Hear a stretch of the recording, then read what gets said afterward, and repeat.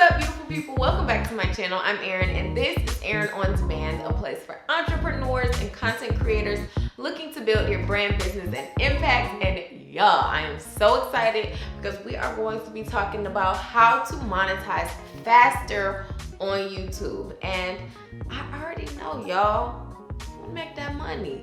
So let's talk about it. In this video, I'm actually gonna break it up into two parts where we talk about how to monetize Google Adsense faster, and then also how to create your own streams of income off of YouTube without necessarily being monetized on the platform. I hope that makes sense.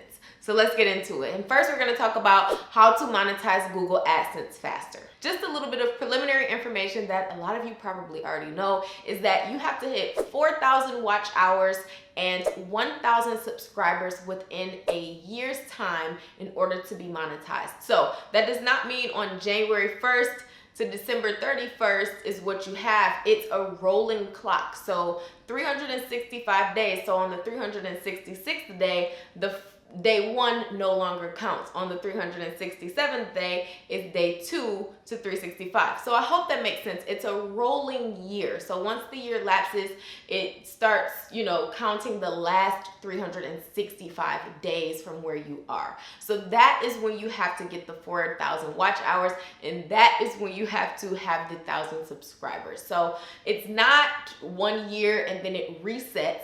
It's one rolling year, within one rolling year, or you can look at it as the past 365 days.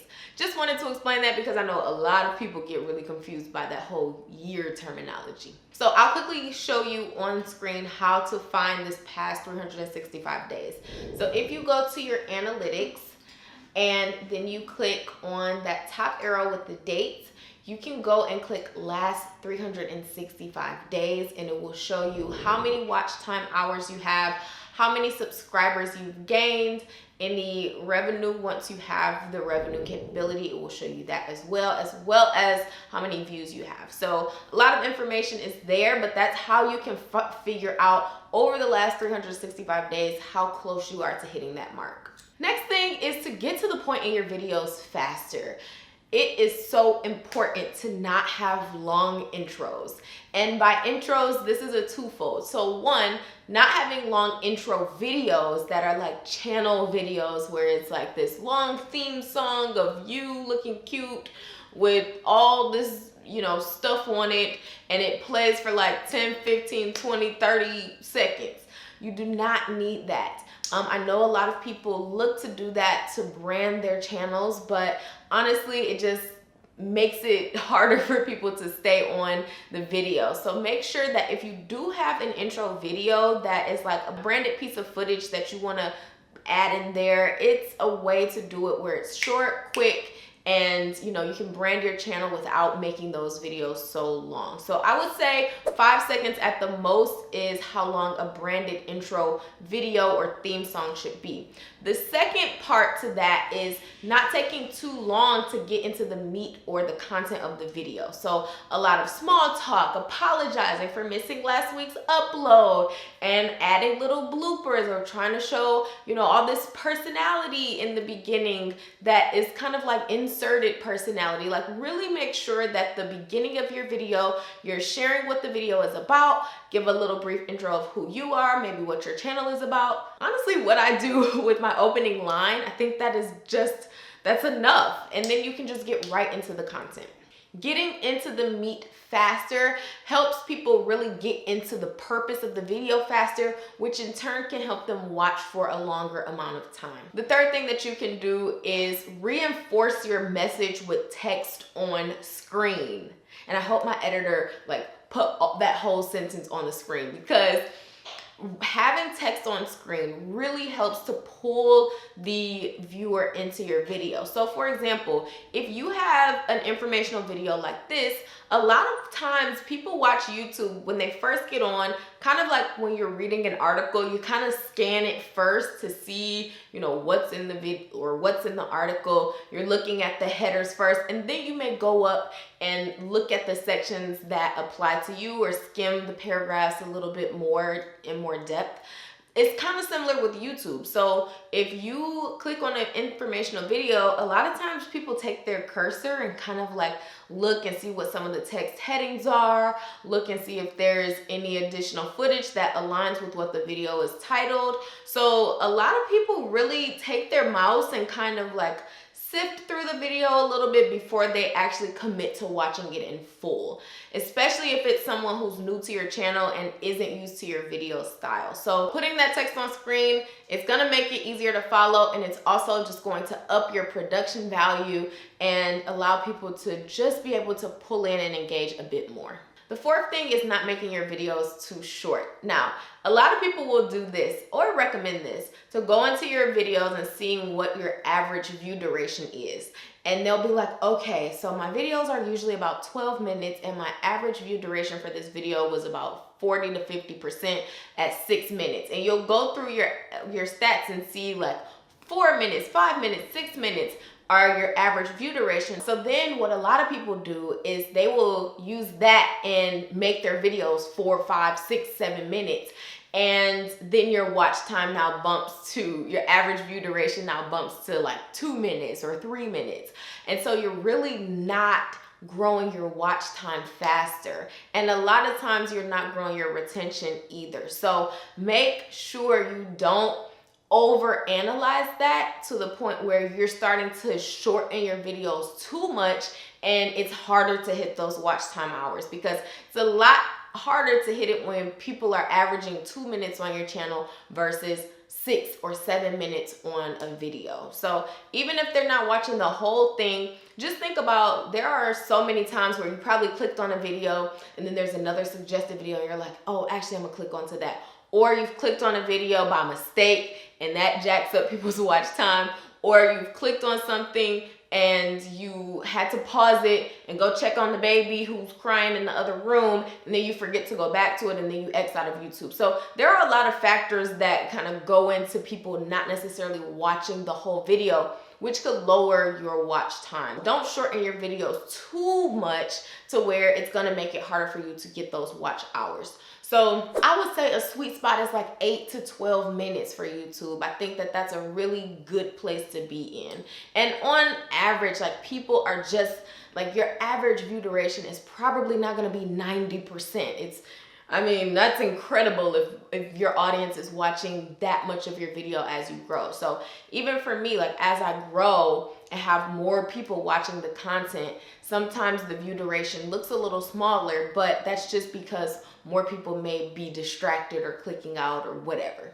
All right, this one is a no-brainer, y'all, which is uploading consistently. I know that this one is just like been super hammered into everyone, but it's just so important, so I couldn't leave it off the list. But uploading consistently, when you are trying to hit those watch hours, y'all, this is the caveat to uploading consistently, is that it has to be consistently good quality. If you want me to do a whole video on what makes content good, please like this video, because that will let me know that you guys want to see that. If this video hits, I don't know, 5,000 likes, then I will do a video on that. Quality and consistency is so important. You can be uploading and driving yourself crazy trying to do daily uploads or even like 3 a week. It's not about that. It's really about making sure that your quality is not diminished by your quantity. So you want to find that optimal point for your frequency to be consistent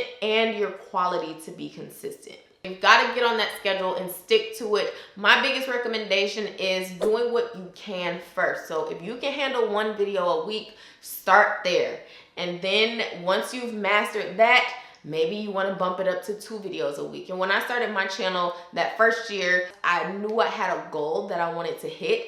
And once I realized that I was a little behind schedule on hitting that goal, I ended up doubling my uploads. Don't feel like you have to overcommit right now. Just get in the practice of being consistent. The next tip is to go into your analytics and assess where there are dips in your engagement per video. So you can go into YouTube. I'm going to show on screen that you can see this analytic, and basically what it does is it shows you where people are dropping off. Now typically they're gonna drop off the most in those first few seconds, which is why it is important to really get to the point in the very beginning of the video.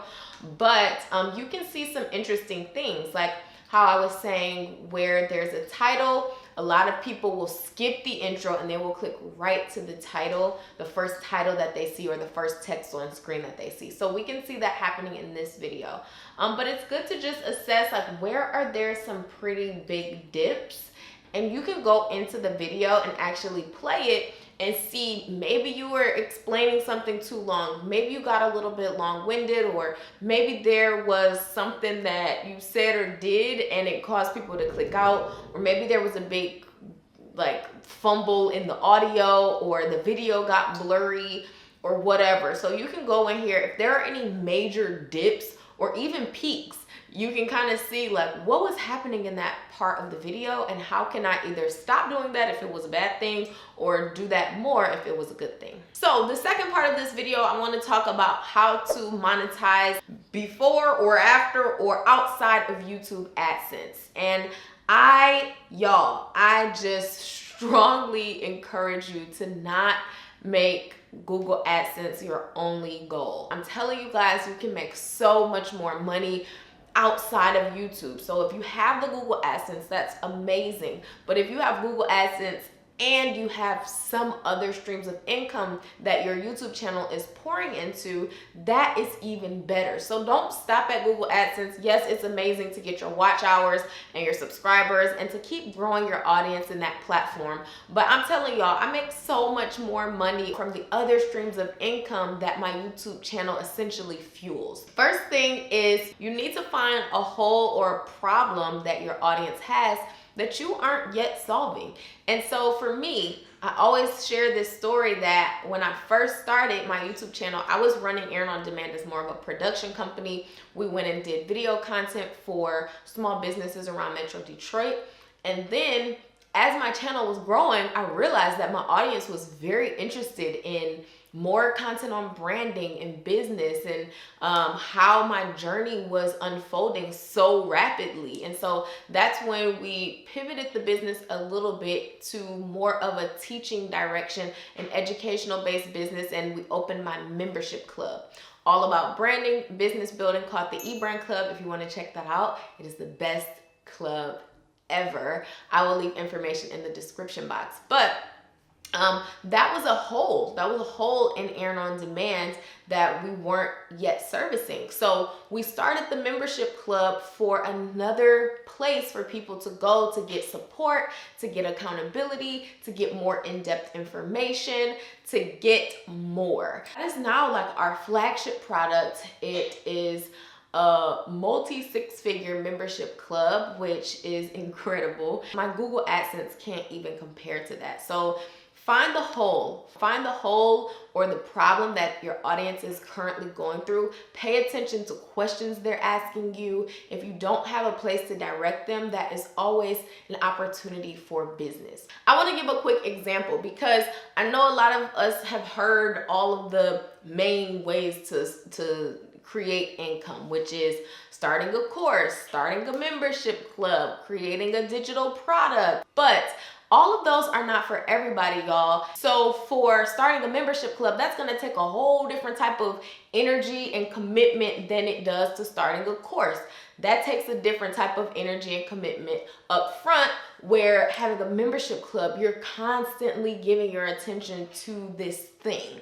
So you really need to assess, like, in what way am I going to solve it that makes sense for me and the lifestyle that I want? So I have a quick example with one of my clients. She is amazing, and she has a channel and she talks a lot about her custom home building journey. And she put so much energy, time, money into creating her floor plan. So many people have been asking her about her floor plan. So up to now, she has been posting such great content about all the cool things she's added to her home, how intricate the design process was, how much effort she put into making sure every detail was perfect. She's sharing all of these great resources, great vendors, great information about building a custom home. So naturally, all of her followers are so curious about her floor plan because that's something that she hadn't shared yet. So she's like, Erin, I'm getting all these messages about my floor plans. I think I want to sell them. So basically, she told her audience, like, I'll sell them to you if you want them for $1,000. And within 24 hours, she has sold 10 floor plans, which means that she made $10,000 in 24 hours selling her floor plans. And she paid tens of thousands of dollars for these floor plans.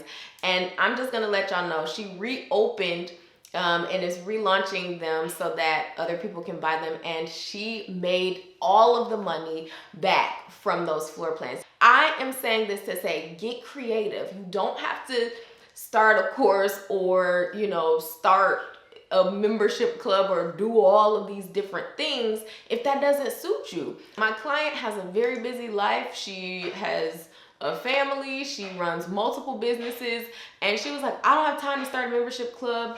I don't have time to do all this stuff. But what she did know is that her audience wanted to see her floor plans because she emphasized how much effort she's put into it, and she's been giving such great quality content over the past 6-7 months. So think about, how can I get creative and use my intellectual property as a business?